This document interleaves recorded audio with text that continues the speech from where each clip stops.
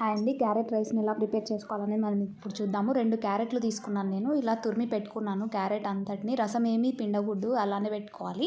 తర్వాత 2 పచ్చిమిరపకాయలు, ఒక 2 క్యారెట్లకి 2 పచ్చిమిరపకాయలు, 2 వెల్లుల్లి, కొద్దిగా కరివేపాకు, కొత్తిమీర తీసుకోవాలి. తర్వాత స్టవ్ మీద బాండీ పెట్టి 2 టేబుల్ స్పూన్స్ ఆఫ్ ఆయిల్ వేసి దాంట్లో తిరువాత గింజలను వేయాలి. అవి చిట్టపటలాడాక మనం తీసి పెట్టుకున్న పచ్చిమిరపకాయలు, వెల్లుల్లి అవి వేయాలి. దాంతోపాటు పసుపు కూడా వేసి కొంచెం సాటే చేసుకోవాలి. తర్వాత మనం చేసి పెట్టుకున్న క్యారెట్ తురుముని వేసుకోవాలి. మీడియం ఫ్లేమ్లో పెట్టుకోవాలి.